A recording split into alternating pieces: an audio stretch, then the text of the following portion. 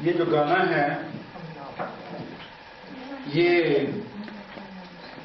वो दृश्य को या उस सीन को दिखाता है कि जब यीशु मसीह थर्सडे नाइट को उसने इवनिंग को अपने शागिर्दों के साथ खाना खाया, and then right after that he went to Gethsemane garden, और वहां जाके वो पकड़ा गया। तो तब से ये सीन जो है एक गाने में आता है, हमें रहता है रोज वो याद सदा, जब गुनाहों के बदले तू सूली चढ़ा। हमें रहता है रोज वो याद सदा, हमें रहता है रोज वो याद सदा, जब गुनाहों के बदले तू सूली चढ़ा। हमें रहता है रोज वो याद सदा। पिलातूस के सामने हाजिर किया, कोई ठट्ठे उड़ाता, कोई थूकता, कोई कहता तू बादशाह यहूदियों का, कोई कहता तू चाहे को चुप के खड़ा।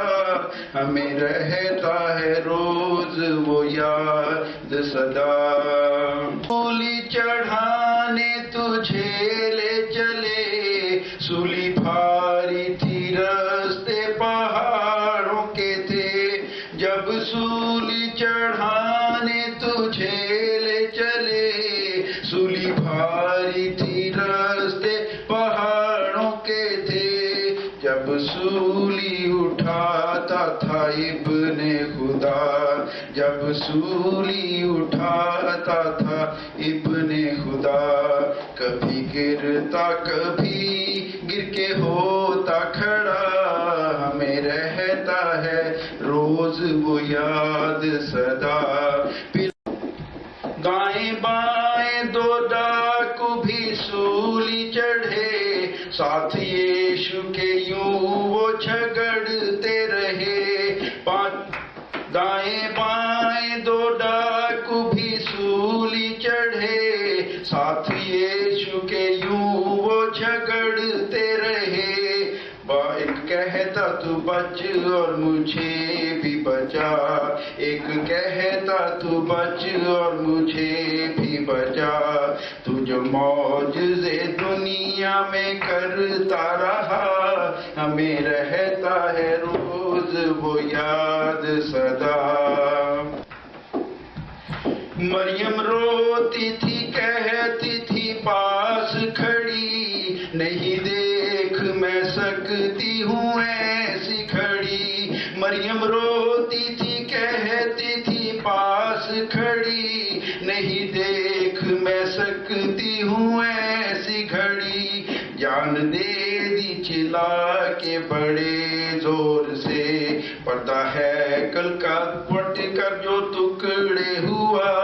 हमें रहता है रोज वो याद सदा। जान दे दी चिल्ला के बड़े जोर से, पर्दा है कल काट बट कर जो टुकड़े हुआ।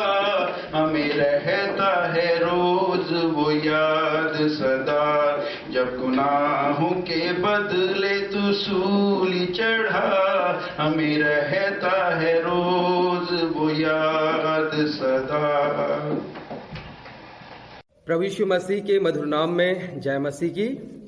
मैं परमेश्वर पिता का धन्यवाद करता हूं आज के सुंदर अवसर के लिए जो परमेश्वर ने अपने पवित्र वचनों को लेकर खड़ा होने का सौभाग्य दिया है। साथ ही मैं धन्यवाद देना चाहता हूं हमारी प्रिय दीदी डॉक्टर रैना मैसी जी का, जो church of north India New York and care ministry की डायरेक्टर हैं, और हमारे सर रेवरेंड उदय सोना सर का, जिन्होंने मुझे इस योग्य समझा कि इस बड़े अवसर पर प्रभु यीशु मसीह के क्रूस पर से कहे गए कथनों पर मनन और चिंतन किया जा सके। आज मुझे चौथी वाणी पर मनन करने का अवसर मिला है। जो पाई जाती है मत्ती रचित सुसमाचार उसके 27 अध्याय और उसके 46 पद में। Gospel of Matthew chapter 27 verse 46, जहां पर लिखा है, तीसरे पहर के निकट यीशु ने बड़े शब्द से पुकार कर कहा, एली एली लमा शबक्तनी, अर्थात हे मेरे परमेश्वर तूने मुझे क्यों छोड़ दिया, तूने मुझे क्यों छोड़ दिया। प्रार्थना करें। पिता, इस बड़ी और महत्वपूर्ण वाणी पर मनन और चिंतन करने के लिए आप हमारी अगुवाई करें, ताकि जो बड़ा संदेश आज आप हमें देना चाहते हैं, हमारे प्रियों को देना चाहते हैं, उससे हम सब परिपूर्ण हों और प्रभु ना केवल परिपूर्ण हों परंतु उसको अपने जीवन का आधार बनाकर जीवन में आगे बढ़ें और बहुतों को आनंद और आशीष के कारण बने।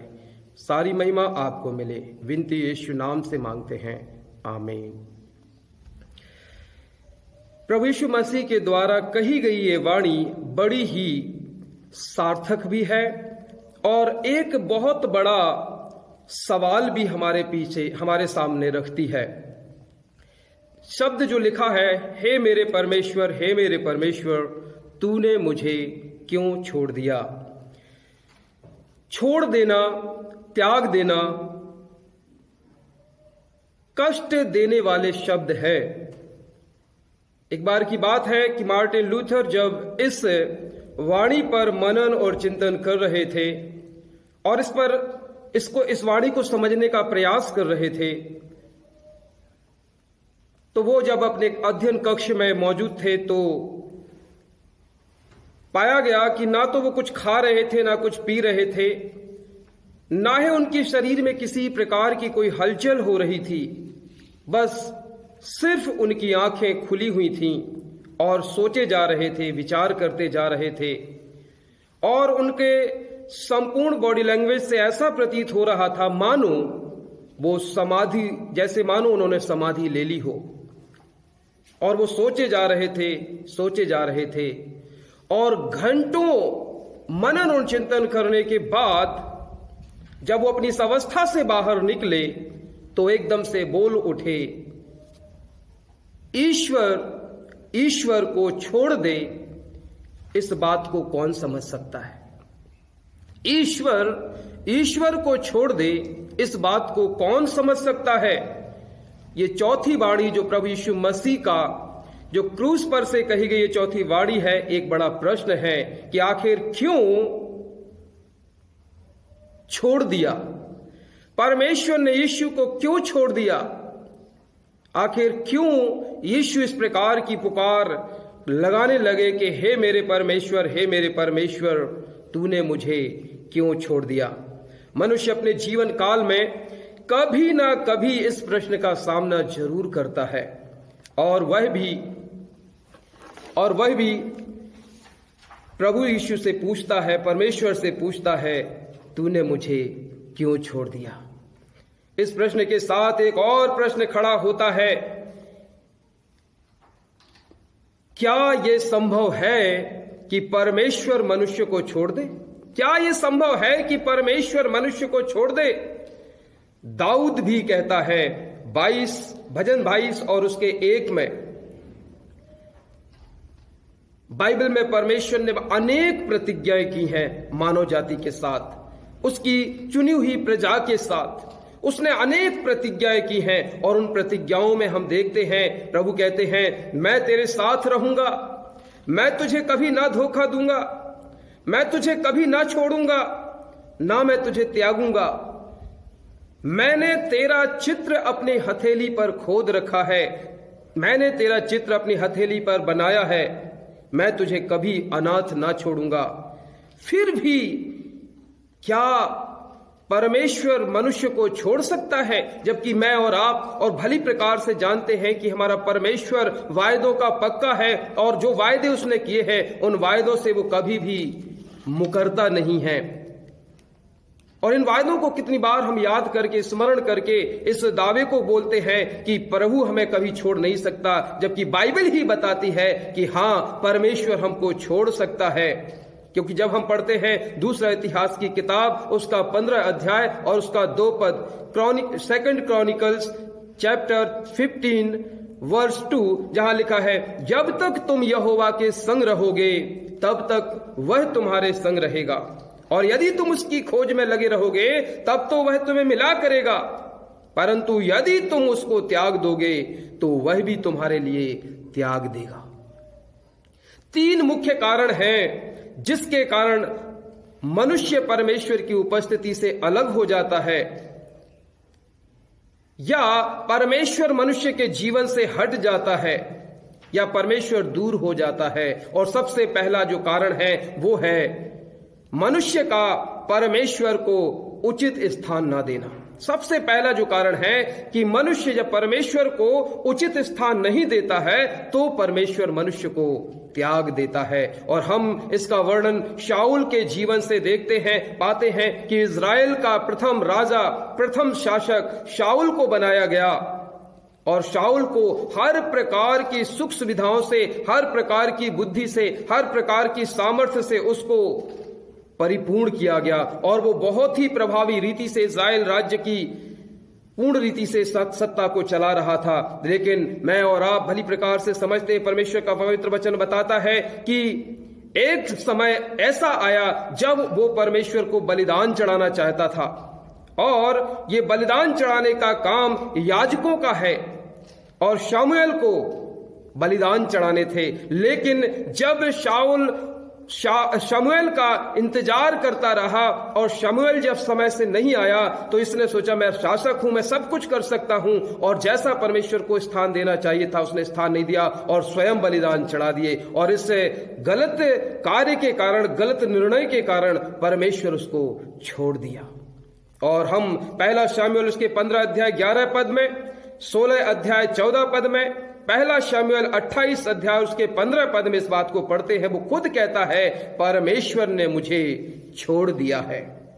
मेरे प्रियो, मेरे मित्रों, जब हम परमेश्वर को उचित स्थान नहीं देते हैं परमेश्वर हमको छोड़ सकता है। जो परमेश्वर का काम है परमेश्वर को करने दीजिए, जो मनुष्य का काम है मनुष्य को करने दीजिए, जो याजक का काम है वो याजक को करने दीजिए, जो मंडली का काम है वो मंडली को करने दीजिए। और जब हम इस रीति से आगे बढ़ते हैं परमेश्वर महिमा पाता है, और यदि इस रीति से हम काम नहीं करते हैं तो संभावनाएं हैं प्रभु हमको छोड़ सकता है। दूसरा और बड़ा महत्वपूर्ण कारण है और वो है जब मनुष्य परमेश्वर को उचित सम्मान नहीं देता। पहला कारण क्या देखा? जब मनुष्य परमेश्वर को उचित स्थान नहीं देता, और दूसरा कारण है जब मनुष्य परमेश्वर को उचित सम्मान नहीं देता या उसकी बातों को हल्की बात जानता है। और इसका वर्णन भी हम परमेश्वर के पवित्र वचनों में पढ़ते हैं। एक उदाहरण है शिमशोन का। शिमशोन को परमेश्वर ने चुना, तैयार किया और उसे नाजीर करके बताया कि नाजीर है, अर्थात परमेश्वर के लिए अलग किया हुआ। उसे अपने जीवन काल में किसी प्रकार से अशुद्ध वस्तु को नहीं छूना था, न खाना था, न दाख मधु, न मदिरा उसे पीना था। ये सारी चीजें उसके लिए निषेधाज्ञा थी।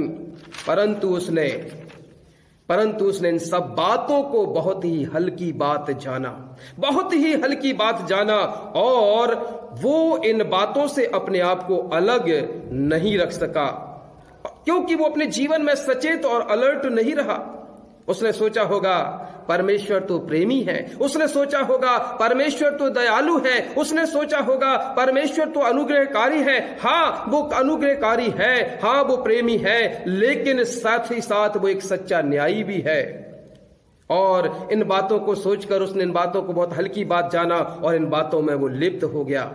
जो आज्ञाएं उसे मिली थी उनके प्रति वह सचेत ना रहा, उसने वही किया जिसकी मनाही थी। और परिणाम हम जानते हैं। जब आप पढ़ते हैं न्यायियों की किताब बुक ऑफ जजेस और चैप्टर 16 वर्स 19-20 तो स्पष्ट लिखा हुआ है, वहां बताया गया है और वर्णन में है कि उसने दलीला नामक स्त्री के बहकावे में आकर अपनी सामर्थ्य का भेद उसे बता दिया और प्रभु को प्रिय ना जाना। और परिणाम क्या हुआ कि परमेश्वर का आत्मा उसे छोड़कर चला गया। मेरे प्रियो, जब हम परमेश्वर को उचित सम्मान नहीं देते हैं उचित आदर नहीं देते हैं तो संभावनाएं बन जाती है कि हम परमेश्वर की आत्मा को खो दें। तीसरा और आखिरी जो एक बड़ा महत्वपूर्ण कारण है जब परमेश्वर मनुष्य को छोड़ देता है, और वो है पाप। वो है पाप। पाप प्रमुख कारण है परमेश्वर से दूरी का, और हम आरंभ से ही देखते चले आ रहे हैं। अदन की वाटिका में परमेश्वर आदम और हव्वा से लगातार मुलाकात करने के लिए आते हैं, लेकिन एक पाप ने आदम और हव्वा को परमेश्वर से अलग कर दिया। हमारा यीशु जो निर्दोष है, निष्कलंक है, निष्कलंक मेमना है, जो पवित्र था, जो पवित्र है, जिसने कभी कोई पाप नहीं किया, परमेश्वर का पवित्र वचन बताता है कि परमेश्वर ने यीशु को भी छोड़ दिया। और इसीलिए प्रभु यीशु मसीह जब क्रूस पर टंगे हुए हैं तो वो चौथी वाणी के अंतर्गत बोलते हैं, हे मेरे परमेश्वर, तूने मुझे क्यों छोड़ दिया।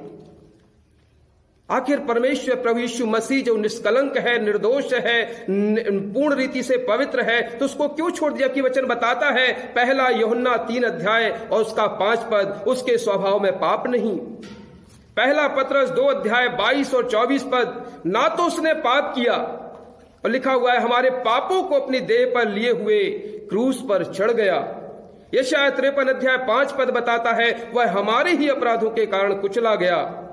गलातियंस की पत्र 1 अध्याय 4 पद बताता है उसी ने अपने आप को हमारे पापों के लिए दे दिया। यूहन्ना 1 और उसका 29 पद बताता है, देखो ये मेमना जो जगत का पाप उठा ले जाता है। दूसरा कुरिन्थियों 5:21 बताता है, जो पाप से अनजान था उसी को उसने हमारे लिए पाप ठहराया। ये सारे पद एक बात की ओर इशारा करते हैं और हमें बताते हैं यीशु हमारे लिए पाप बन गया। और यही कारण है कि परमेश्वर जो पवित्र है वह पाप से समझौता नहीं करता, क्योंकि हमारा परमेश्वर पक्षपाती परमेश्वर नहीं है। हमारा परमेश्वर पाप से समझौता नहीं कर सकता। जहां पाप है वहां परमेश्वर नहीं। और यीशु आज सारी मानव जाति के पापों को लेकर खुद पाप बन गया। वो परमेश्वर की उपस्थिति, इसीलिए वो परमेश्वर की उपस्थिति से रहित हो गया और उसको एहसास होने लगा कि मेरे पिता ने, मेरे परमेश्वर ने मुझे छोड़ दिया। इसलिए वो चीख पड़ा, हे मेरे परमेश्वर, तूने मुझे क्यों छोड़ दिया। क्योंकि पाप है जिसके कारण मनुष्य अलगाव आ जाता है, परमेश्वर और मनुष्य के बीच में अलगाव आता है। और इसी दूरी को मिटाने के लिए यीशु को आज इस अलगाव में से भी निकलना पड़ा है। मेरे प्रियो, चौथी वाणी पर लोग अलग अलग तर्क देते हैं, अलग अलग विचार प्रकट करते हैं, परंतु एक विचार यह भी है, ये उदाहरण है उन हर एक विश्वासियों के लिए, उन हर एक सेवा में निहित पास्टर और पास्टरों के लिए, हर प्रकार के सेवक सेविकाओं के लिए जो परमेश्वर को उचित स्थान नहीं देते हैं, जो परमेश्वर की बातों को हल्की बात जानते हैं, जो परमेश्वर को उचित सम्मान नहीं देते हैं और आज भी पापमय जीवन व्यतीत कर रहे हैं। मेरे प्रियो, जरूरी है कि हम इस बात को जानें कि हमारा परमेश्वर प्रेमी है, दयालु है, अनुग्रहकारी है, विलंब से कोप करने वाला है, परंतु इस बात को भी हमेशा स्मरण रखें कि हमारा परमेश्वर एक सच्चा न्यायी भी है और कोई भी गलत चीज उसके समक्ष बर्दाश्त नहीं है। जब वो अपने इकलौते बेटे को छोड़ सकता है तो मेरी और आपकी कोई विसाद नहीं। इसलिए हमें सतर्क रहना है, अलर्ट रहना है, क्योंकि हमारा परमेश्वर जलन रखने वाला परमेश्वर भी है, न्यायी परमेश्वर भी है। इसलिए हम हमेशा याद रखें कि हमें अपने जीवन काल में हमेशा परमेश्वर को उचित स्थान दें, हमेशा परमेश्वर को उचित सम्मान दें और पाप से अपने आप को दूर रखें। परमेश्वर इस वाणी से हम में से हर एक के जीवन को आशीषित करे और अपनी महिमा का पात्र बनाए। परमेश्वर आप सबको आशीष दे। लगभग 15 घंटे की कड़ी मेहनत के बाद जब यीशु के मुंह से यह शब्द निकले कि मैं प्यासा हूँ, तब आसपास खड़े लोगों ने सोचा कि उसका गला सूख रहा है। पर यीशु ने लगातार 3.5 वर्ष दिन रात लोगों के मध्य विचरण करते हुए इस बात को प्रमाणित किया कि उसे रोटी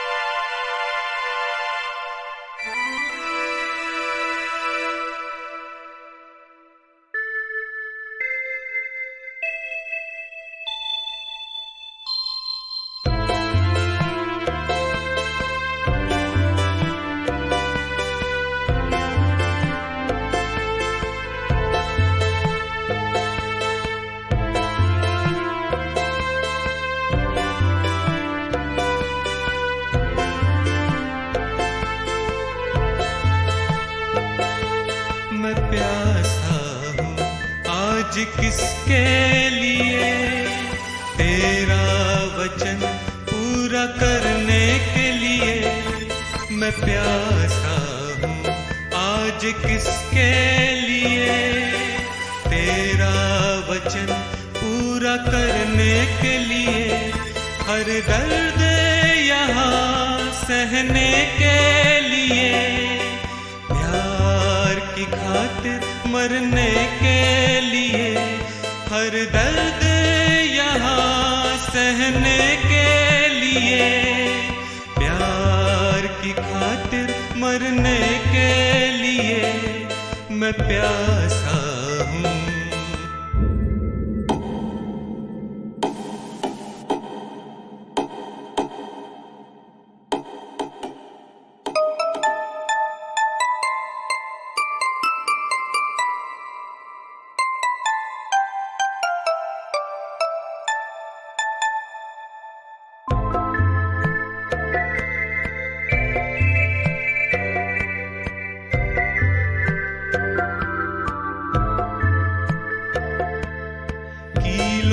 से मुझको ठोक दिया, भाले से मुझको छेद दिया, कीलों से मुझको ठोक दिया, भाले से मुझको छेद दिया। पानी मांगा तो सिरका दिया, आशीष से जो ये काम किया। पानी मांगा तो सिरका दिया, आशीष से जो ये काम किया। मैं प्यासा हूँ हर रूह के लिए, तेरा वचन पूरा करने के लिए मैं प्यासा हूँ।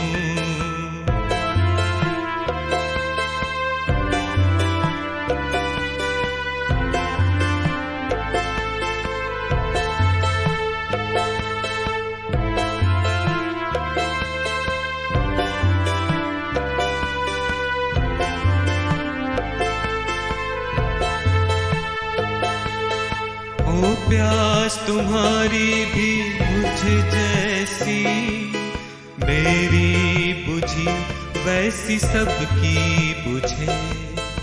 हो प्यास तुम्हारी भी मुझ जैसी, मेरी बुझी वैसी सबकी बुझे। तुमको हर रूह बचाने की, जीवन में हर पल प्यास लगे। तुमको हर रूह बचाने की, जीवन में हर पल प्यास लगे। मांगो दिल से दुआ हर रूह के लिए, तेरा वचन पूरा करने के लिए मैं प्यासा हूँ। आज किसके लिए, तेरा वचन पूरा करने के लिए। आप सभी को जय मसीह की। मैं पास्टर विवेक उपाध्याय, और मुझे 5वीं वाणी पर कहने का अवसर मिला है, और मैं प्रभु को धन्यवाद देता हूँ कि यह अवसर मुझे मिला कि मैं यीशु मसीह के द्वारा कहे गए उस 5वीं वाणी पर परमेश्वर के वचन से कुछ प्रकाश डाल सकूं। और मैं प्रभु को धन्यवाद देता हूं, साथ ही साथ हमारे आदरणीय सोना सर जी को भी, कि जिनके माध्यम से मुझे यह अवसर मिलने पाया। और यीशु मसीह के द्वारा कही गई जो 5वीं वाणी है, वह हमें प्रभु के पवित्र वचन में यूहन्ना रचित सुसमाचार उसके 19वें अध्याय और पद 28 और 29 में मिलता है। प्रभु के पवित्र वचन में यहाँ इस प्रकार लिखा हुआ है। आइए हम इसे एक साथ मिलकर पाठन करें। इसके बाद यीशु ने यह जानकर कि अब सब कुछ पूरा हो चुका, इसलिए कि पवित्र शास्त्र में जो कहा गया वह पूरा हो, कहा, मैं प्यासा हूँ। अतः वहाँ सिरके से भरा हुआ एक बर्तन रखा था। अतः उन्होंने सिरके में भिगे हुए स्पंज को जूफे पर रखकर उसके मुंह से लगाया। प्रभु इस बड़े वचन के द्वारा हम सबको बहुतायत की आशीष प्रदान करें। आइए इससे पूर्व की इस वाणी पर हम मनन करें। हम सब अपनी आंखों को बंद करें, सरों को झुकाएं और हम प्रार्थना में जाएं। प्रार्थना करेंगे। धन्यवाद धन्यवाद धन्यवाद महान जीवित और सामर्थ्य परमेश्वर पिता, सारे हृदय से प्रभु जी हम आपको धन्यवाद देते हैं आपकी बड़ी दया करुणा आशीषों के लिए। विशेष करके हम धन्यवाद देते हैं पिता कि आज हम आपकी वाणियों पर मनन करने पा रहे हैं, और जब इस 5वीं वाणी पर हम मनन करते हैं तो पवित्र आत्मा आप हमारी सहायता मदद करें। और पिता इस वाणी के उस भेद को प्रकट करने में आप हमारी सहायता और मदद करें पिता। हम प्रभु हर एक प्रिय भाई बहनों के हृदय और मनों को खोलें, और पिता हर एक की ऐसी अगुवाई करें ताकि इस वाणी के द्वारा वो आत्मिक भेद को पाकर, उस आत्मिक आशीष को पाकर हम आनंदित होकर प्रभु आपको धन्यवाद दे सकें। आगे के संपूर्ण समय को हम आपके पवित्र हाथों में समर्पित करते हैं और बड़े धन्यवाद और विश्वास के साथ इस विनती को हम अपने उद्धारकर्ता मसीह यीशु मसीह के पवित्र और सामर्थ्य नाम होकर मांगते हैं। दया करके सुनिए और ग्रहण कीजिए। आमीन आमीन आमीन। प्रियो, यीशु मसीह के द्वारा कही गई यह 5वीं वाणी कि मैं प्यासा हूं, यह वाणी यूहन्ना रचित सुसमाचार में हमें मिलता है। और यूहन्ना कुछ अद्भुत घटनाओं को, कुछ अद्भुत बातों को अपने सुसमाचार में लिखता है। ज़्यादातर वे बातें जो अन्य 3 सुसमाचारों में हमें देखने के लिए नहीं मिलती, अर्थात मत्ती, मरकुस, लूका में जो बातें नहीं मिलती, उन सुसमाचारों से अलग कुछ और महत्वपूर्ण बातों को यूहन्ना ने अपने सुसमाचार में लिखा है।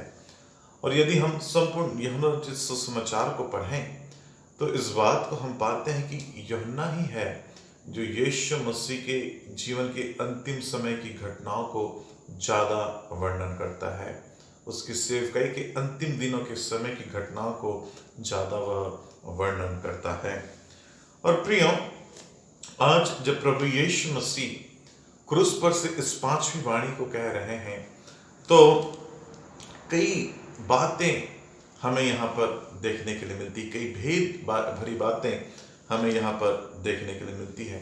सबसे पहली बात कि जब भी यह शब्द हम पढ़ते हैं या इस 5वीं वाणी पर हम मनन करते हैं कि मैं प्यासा हूँ, हमको यूहन्ना रचित सुसमाचार के उसके 4थे अध्याय और यूहन्ना रचित सुसमाचार उसके 7वें अध्याय की तरफ हमारा ध्यान केंद्रित होता है, जहाँ हम इस बात को पाते हैं कि उस सामरी स्त्री से प्रभु कहते हैं कि जो जल मैं तुझे दूंगा उससे तू पिएगी तो फिर कभी प्यासी ना होगी।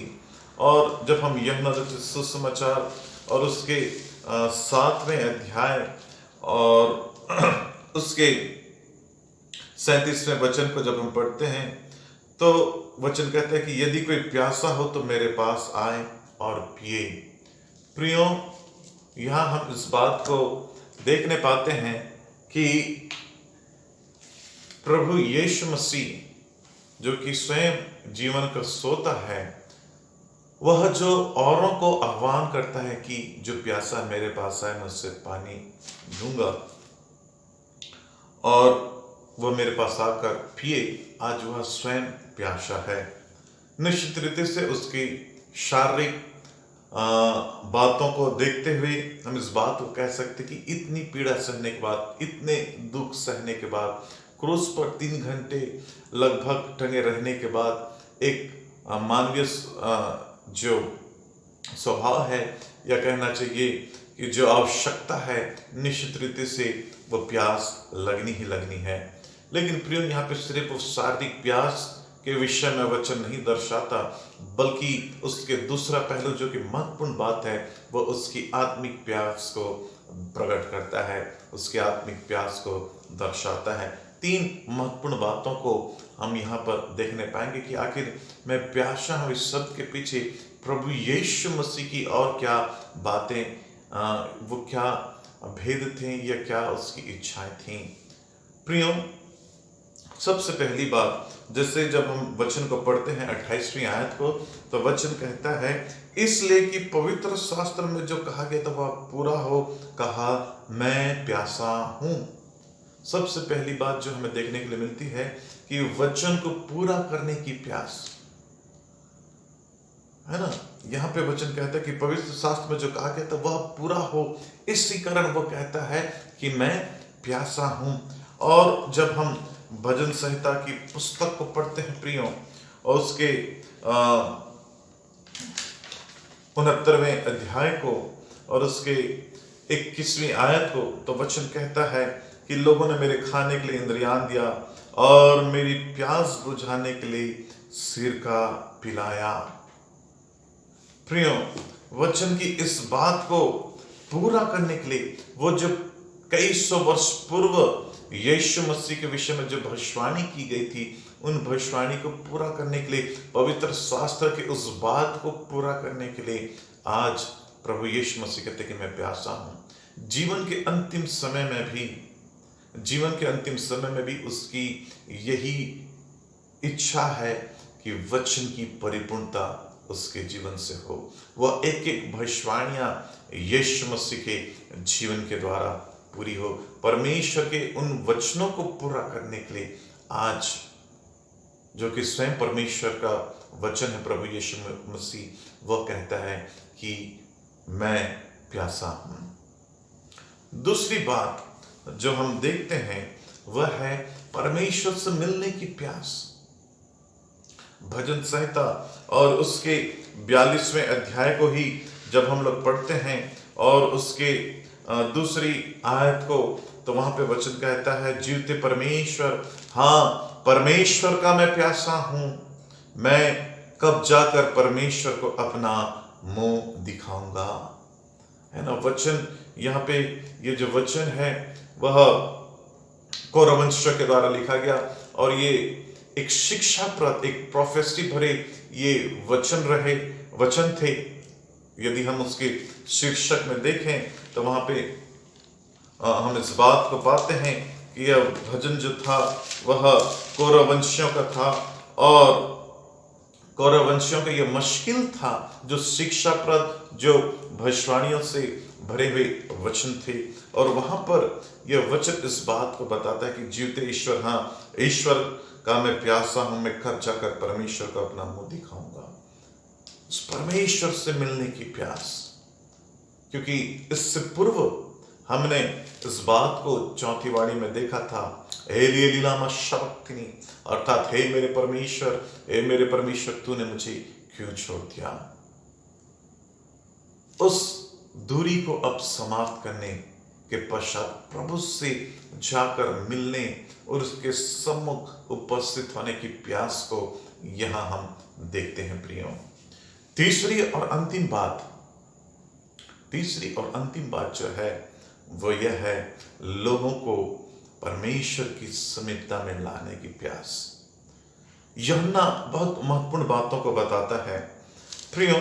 यहां पर जब हम देखते हैं तो कुछ ऐसी घटनाएं हैं कि पिलातुस की एक बात कि लोग उससे रिक्वेस्ट करते हैं कि उसके दोष पत्र को सुधार किया जाए, लेकिन पिलातुस कहता है कि जो मैंने लिख दिया सो लिख दिया है। यह बात केवल यूहन्ना ही हमको बताता है ना। उसकी शरीर की हड्डियों को ना तोड़ा गया, यह बात केवल यूहन्ना ही हमको बताता है। और यूहन्ना रचित सुसमाचार के उसके पहले अध्याय को जब हम पढ़ते हैं, उसके 29वें आयत को, तो यूहन्ना अपने सुसमाचार में इस बात को भी बताता है कि यह परमेश्वर का मेमना है जो जगत का पाप उठा ले जाता है। और प्रियो 29वीं आयत में जब हम पढ़ते हैं तो वचन कहता है, वहां सिरके से भरा हुआ एक बर्तन रखा था, अतः उन्होंने सिरके में भिगाए हुए स्पंज को जूफे पर रखकर उसके मुंह से लगाया। ये जूफे की बात केवल यूहन्ना ही हमें बताता है प्रियो। सच में जब हम इस पूरी घटनाओं को देखते हैं तो ये पूरी घटना बलिदान की परिपूर्णता को हमें दर्शाता है। प्रियो, यह वो फसह का समय था और जहां पर मेमने का बलिदान होना आवश्यक था, और आज क्रूस पर वह मेमना अर्थात परमेश्वर का मेमना प्रभु यीशु मसीह बलिदान हो रहा है। और यह फसह इस बात को स्मरण दिलाता था कि कैसे गुलामी एक बंधुए के जीवन से, एक गुलामी के जीवन से कैसे लोगों ने छुटकारे को पाया, और उस छुटकारे के समय में भी एक निर्दोष मेमने का बलिदान होना आवश्यक था। और प्रियो, जब हम देखते हैं तो वहां पर इस जुफे का वर्णन हमको देखने के लिए मिलता है कि जब लोग अपने घरों के अलंगों पर जब वे लहू का निशान लगा रहे थे तो वे इसी जुफे का वह इस्तेमाल कर रहे थे, इसी जुफे का वह इस्तेमाल कर रहे थे प्रियो। और आज भी यूहन्ना इस बात को विश्वास करके बताता है कि वे इस जुफे के साथ उसको सिरका पिलाने का प्रयास कर रहे थे, उसको सिरका पिलाने का प्रयास कर रहे थे। आज ये जुफा व बलिदान की परिपूर्णता हमारे लिए दी गई कि हम बचाए जाएं, हमारे जीवन में प्रभु के लहू का वो छाप लगे, हमारे जीवन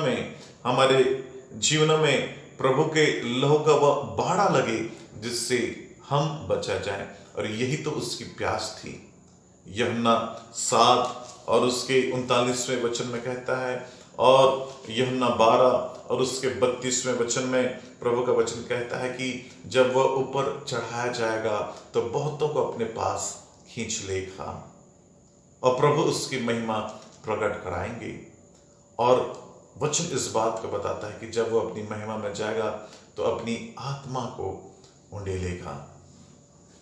प्रियो, ये 3 प्यास जो आत्मिक प्यास हमें देखने के लिए मिलती है वो इस 5वीं वाणी में प्रभु यीशु मसीह के उस वाणी के पीछे निहित है कि वचन की परिपूर्णता की प्यास, प्रभु से मिलने की प्यास और बहुत सारे लोगों को प्रभु की समीपता में लाने की प्यास, जो कि उसके संपूर्ण बलिदान के द्वारा ही संभव है। प्रभु इन वचनों के द्वारा हम समूह को बहुतायत की आशीष दे और होने पाए कि इसी आत्मिक प्यास में मैं और आप भी दिन प्रतिदिन आगे बढ़ते जाएं। प्रभु हम समूह को इन वचनों के द्वारा बहुतायत की आशीष प्रदान करें। आमीन। Praise the Lord. छठी वाणी में यीशु ने यह कहकर कि पूरा हुआ इस बात पर मुहर लगा दी है कि मनुष्य के उद्धार के लिए अब और किसी भयानक और पीड़ादायक काम को करने की आवश्यकता नहीं रही।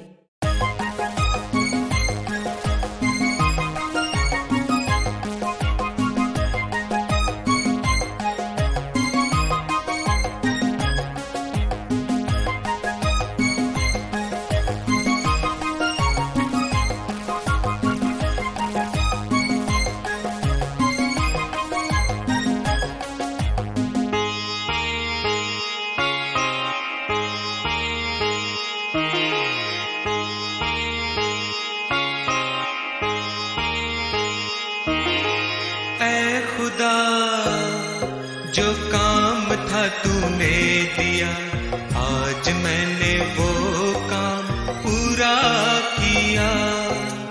ऐ खुदा, जो काम था तूने दिया, आज मैंने वो काम पूरा किया।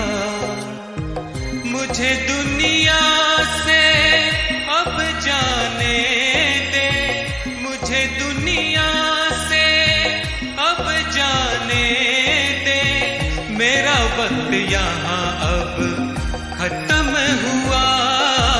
ऐ खुदा, जो काम था तूने दिया, आज मैंने वो काम पूरा किया।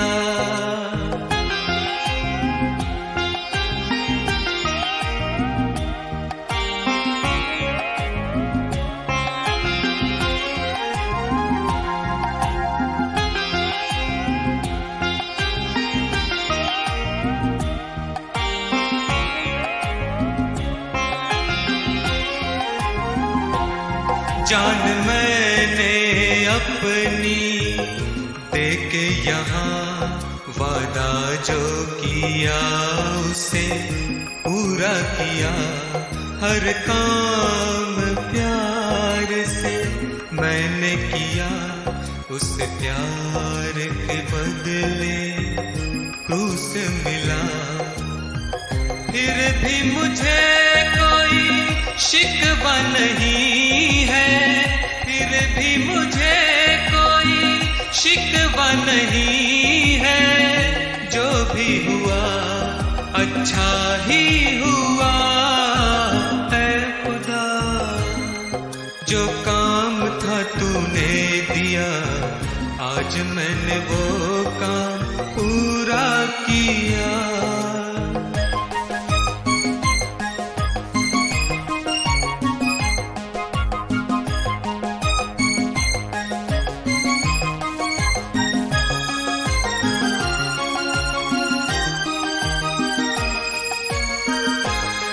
हम जो भी करें यीशु के लिए, छोड़े ना अधूरा, पूरा करें। जान अपनी चाहे देनी पड़े, हम आगे बढ़े, पीछे ना हटे।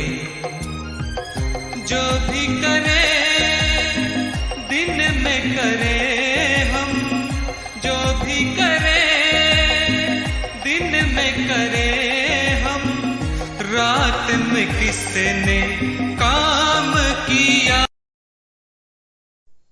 हम प्रभु यीशु मसीह के द्वारा कही गई क्रूस की 6वीं वाणी पूरा हुआ पर अब मनन करने के लिए जा रहे हैं।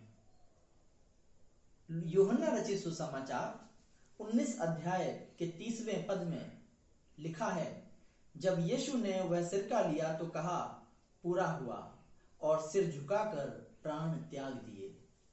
मेरे प्रियो, अब वो घड़ी आ पहुंची, वो समय आ पहुंचा है जब यीशु मसीह ने अपने प्राण उस कलवरी क्रूस पर त्याग दिए। मेरे प्रियो, यीशु मसीह के द्वारा कहे गए वो शब्द पूरा हुआ इस बात को दर्शाते हैं कि अब यीशु मसीह को जो जिम्मेदारी परमेश्वर पिता की ओर से दी गई थी, जो जिम्मेदारी परमेश्वर पिता ने अपने इकलौते बेटे प्रभु यीशु मसीह को दी थी, उस जिम्मेदारी को उसने बड़ी ईमानदारी के साथ, बड़ी ही निष्ठा के साथ निभाया और कहकर कि पूरा हुआ अपने प्राण त्याग दिए। क्रूस से कही गई ये 6वीं वाणी है। मेरे प्रियो, यीशु मसीह ने स्वयं कहा, मत्ती रचित सुसमाचार उसका 5 अध्याय और 17-18 पद में लिखा है, यह ना समझो कि मैं व्यवस्था या भविष्यवक्ताओं की पुस्तकों को लोप करने आया हूं, लोप करने नहीं परंतु पूरा करने आया हूं। मेरे प्रियो, प्रभु यीशु मसीह को एक विशेष कार्य के लिए इस संसार में भेजा गया था। यदि आरंभ से देखें तो परमेश्वर की अवहेलना, परमेश्वर की आज्ञा की अवहेलना उस आदम और हव्वा के द्वारा की गई, और जब पाप बढ़ने लगा, परमेश्वर ने निरंतर अपने राजाओं को, भविष्यवक्ताओं को तैयार किया और कहा, जाओ मेरे लोगों को बताओ, मेरे लोगों को समझाओ कि अब ये पाप ना करें। लेकिन मनुष्य कहां मानने वाला था? मनुष्य पाप पर पाप करता गया और आवश्यक था इस संसार में प्रभु यीशु मसीह का आना। और उसने इस संसार से, उसने इस जगत से ऐसा प्रेम किया कि उसने अपना एक लौता पुत्र दे दिया ताकि जो कोई उस पर विश्वास करे वो नाश ना हो वरन अनंत जीवन पाए। और आज जब हम 6वीं वाणी पर मनन कर रहे हैं और प्रभु यीशु मसीह इस क्रूस, कलवरी क्रूस पर कह रहे हैं कि पूरा हुआ, अर्थात प्रभु यीशु मसीह को जो जिम्मेदारियां दी गई थी, जो कार्य दिए गए थे, उसको ये उन्होंने, प्रभु यीशु मसीह ने ईमानदारी के साथ निभाया। भविष्यवक्ताओं के द्वारा कही गई वो बातें जो कि होना आवश्यक थी, लोगों ने समझा कि ये भविष्यवक्ताओं की बातों को झुठला रहा है, उन बातों को खत्म करने के लिए आया है। लेकिन नहीं मेरे प्रियो, यीशु मसीह स्वयं कहते हैं कि मैं भविष्यवक्ताओं की पुस्तकों को लोप करने नहीं वरन उनको पूरा करने के लिए आया हूं। और मेरे प्रियो, आज प्रभु यीशु मसीह को जो मिशन कार्य दिया गया था, उसने उस कलवरी क्रूस पर अपनी जान को देकर पूरा किया। उसने मेरे और आपके पापों की क्षमा के लिए अपने आप को बलिदान कर दिया, ताकि मैं और आप इस बात को जान लें कि वो परमेश्वर का पुत्र था। वो इस बात को जान लें कि यह परमेश्वर की योजना थी। नहीं तो आज मैं और आप उस क्रूस पर कुर्बान किए जाते, मेरी और आपकी कुर्बानी दी जाती। लेकिन नहीं मेरे प्रियो, क्योंकि ये तो तय था, परमेश्वर कैसे मुझे और आपको कुर्बानी ले लेता, क्योंकि वो तो मुझसे और आपसे प्रेम करने वाला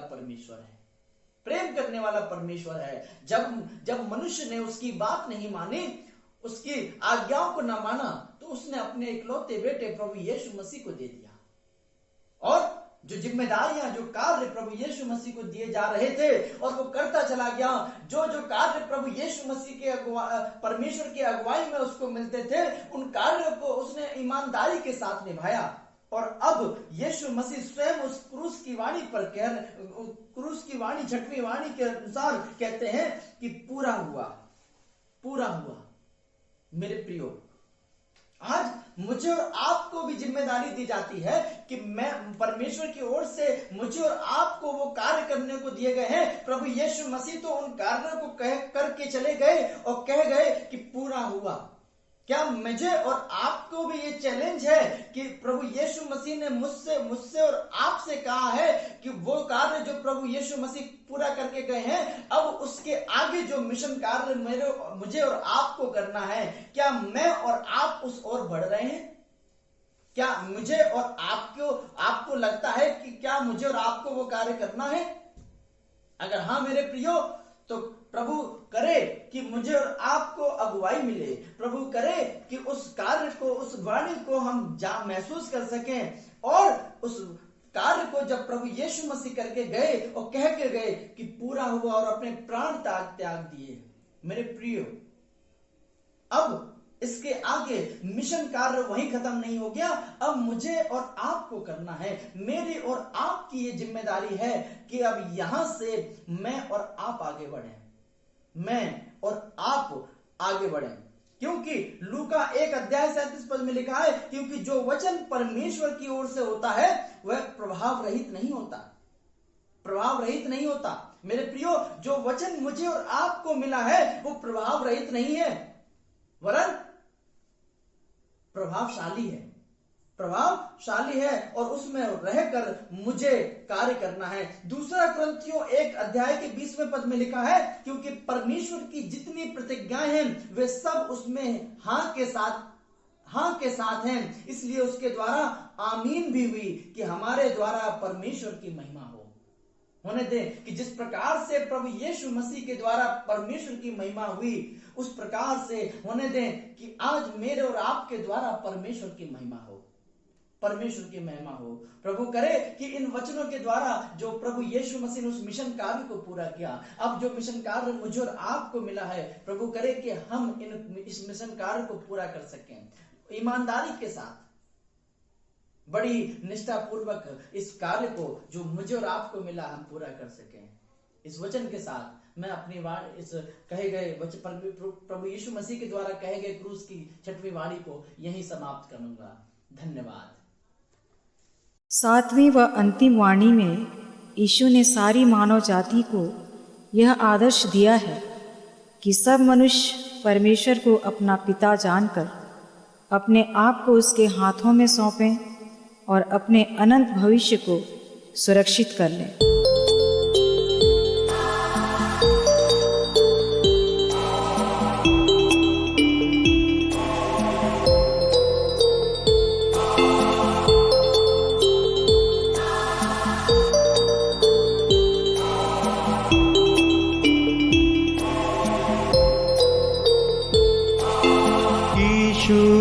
तब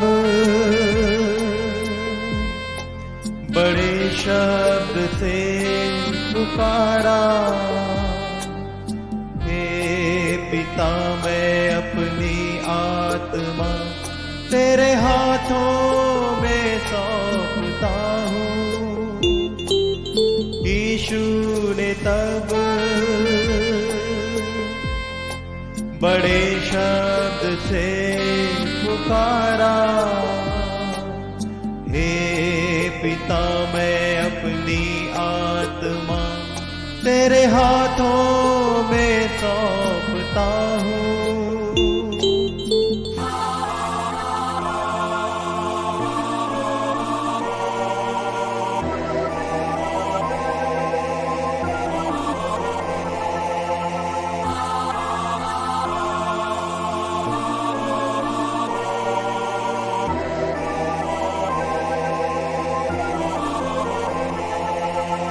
भेजा था तूने इस जहां में,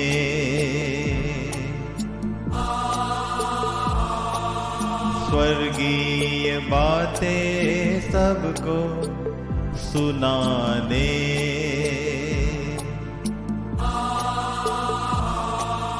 भेजा था तूने इस जहां में, स्वर्गीय बातें सबको सुनाने।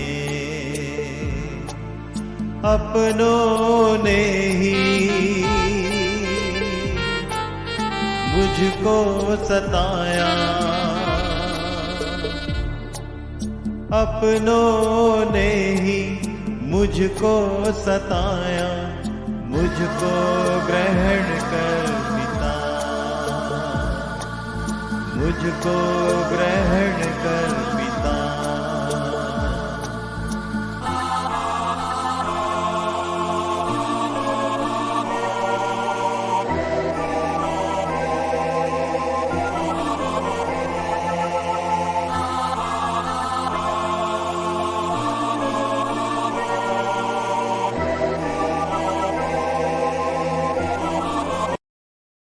परमेश्वर का धन्यवाद हो कि इन दिनों में विशेष रूप से परमेश्वर के विश्वासी लोग परमेश्वर के पुत्र यीशु मसीह के उद्भोग सप्ताह को मना रहे हैं। और उसके साथ साथ गुड फ्राइडे के दिन परमेश्वर के द्वारा पुत्र यीशु मसीह के द्वारा कहे गए 7 वाणियों पर विशेष रूप से मनन और चिंतन करते हैं।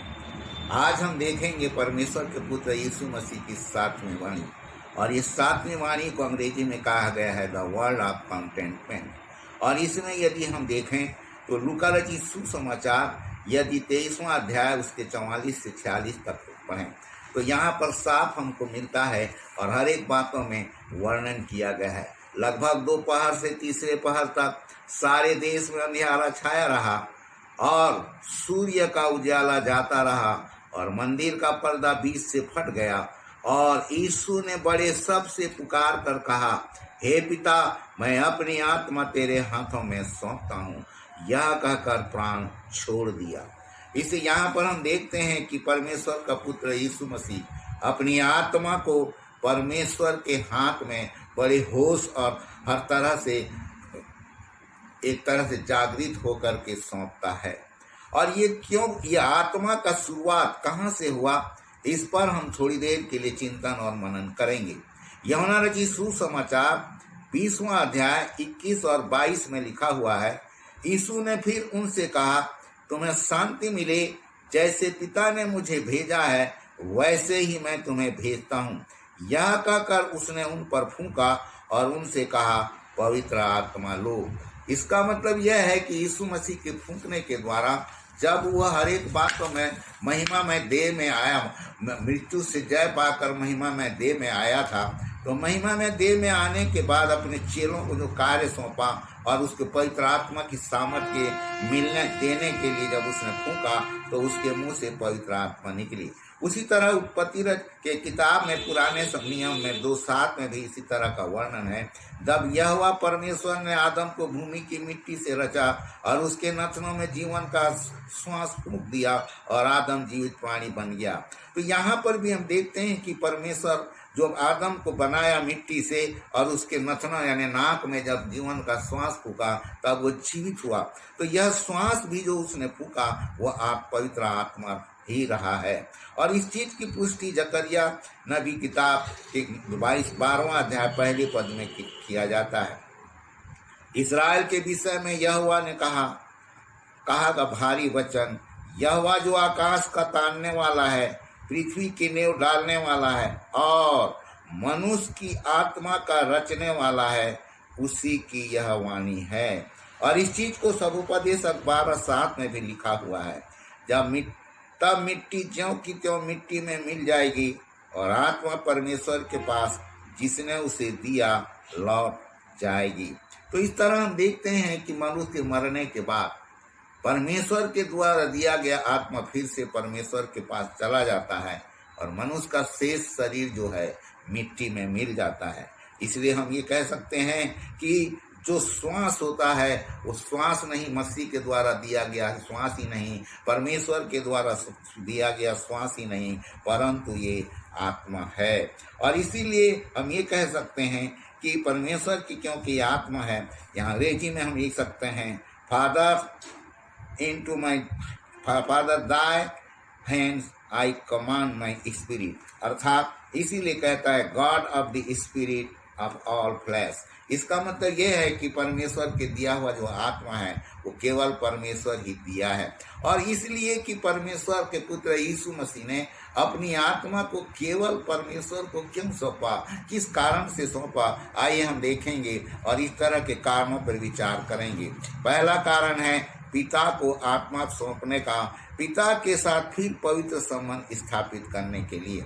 The Savior back again in communion with the Father, अर्थात यूहन्ना रचित सुसमाचार 17 और 23 मत में यह लिखें, और उनमें और तू मुझ में कि वे सिद्ध होकर एक हो जाएं और संसार जाने कि तू ही ने मुझे भेजा और जैसा तूने मुझसे प्रेम रखा वैसा ही प्रेम रहा।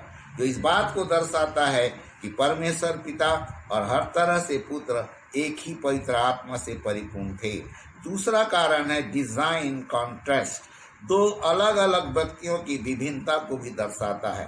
प्रकाशित वाक्य 3:21 जिसमें लिखा हुआ है, जो जय पाए मैं उसे अपने साथ अपने सिंहासन पर बैठाऊंगा, जैसे मैं जय पाकर अपने पिता के साथ उसके सिंहासन पर बैठ गया।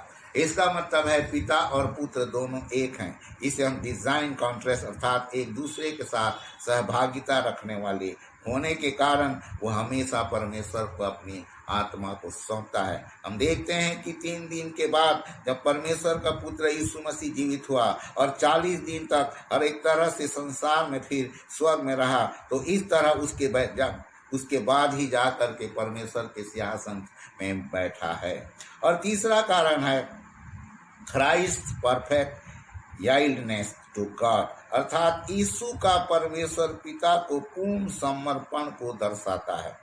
तो यूहन्ना रचित सुसमाचार 15:5 में लिखा है, मैं दाखलता हूँ तुम डालियाँ हो, जो मुझ में बना रहता है मैं उसमें वह बहुत फल फलता है, क्योंकि तुम मुझसे अलग होकर कुछ भी नहीं कर सकते।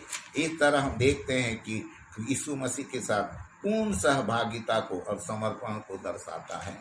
और आगे हम देखते हैं कि उसका कारण चौथा है the absolute uniqueness of the saviour, अर्थात बचाने वाले यीशु का अलगाव को ही दर्शाता है।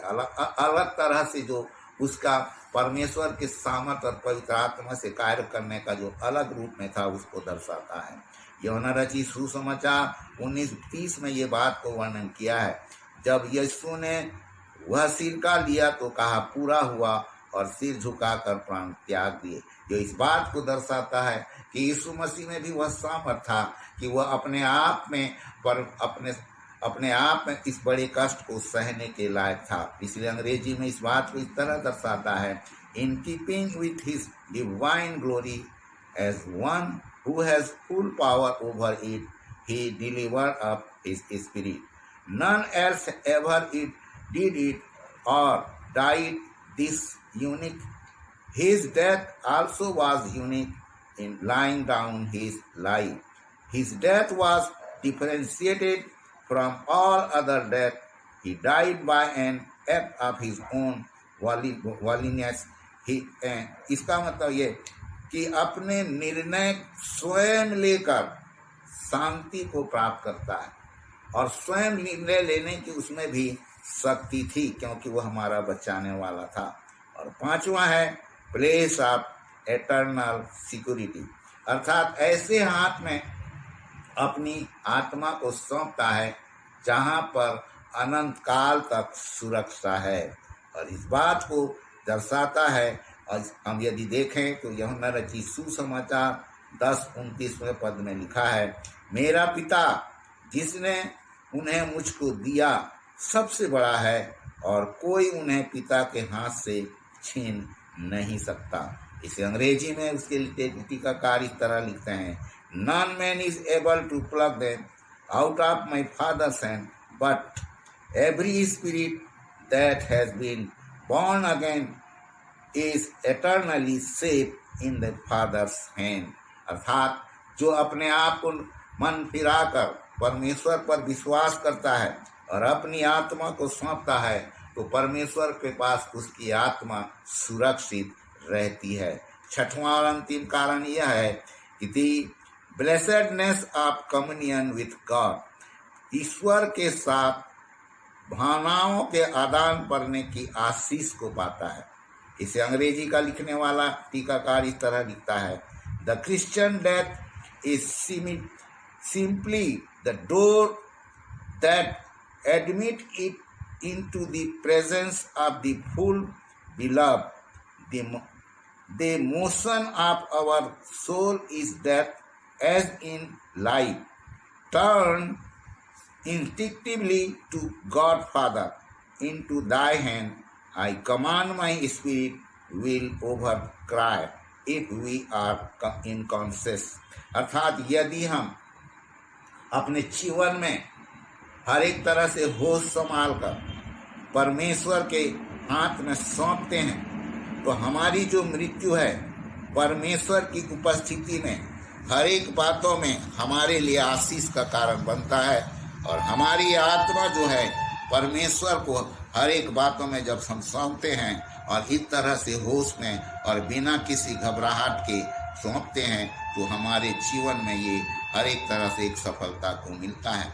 इस तरह यदि हम अपने जीवन में अपनी आत्मा को परमेश्वर के हाथों में सौंपते हैं तो हम यहाँ देखते हैं कि विश्वास के साथ हम कह सकते हैं कि हम स्वर्गीय स्थानों में पहुँच गए। परमेश्वर इन वचनों के साथ इस वाणी को हम सबों को समझने की शक्ति दे ताकि इसके द्वारा हम हर एक तरह से आशीष को प्राप्त कर सकें। प्रार्थना करेंगे। महान आशीषों के दाता पिता परमेश्वर, आज के सुंदर इस वचन के लिए, इस वाणी के लिए जो तेरे पुत्र के द्वारा कलवरी के क्रूस पर उच्चारा गया था, जो हमारे लिए आशीष का कारण है, क्योंकि तू ही एक ऐसा सुरक्षित स्थान है, तू ही एक सुरक्षा देने वाला परमेश्वर है, तू ही एकमात्र ऐसा ईश्वर है संसार में जो हर एक बातों में हमको अपने पास रखने की सामर्थ्य रखता है। इससे हम सबों को शक्ति और सामर्थ्य से परिपूर्ण कर कि हम भी मृत्यु के समय अपनी आत्मा को बड़े होश के साथ तुझको समर्पित कर सकें। इसलिए प्रार्थना को तेरे पुत्र यीशु के नाम से मांगते हैं, सुन और ग्रहण कर लिए। आमीन। आमीन।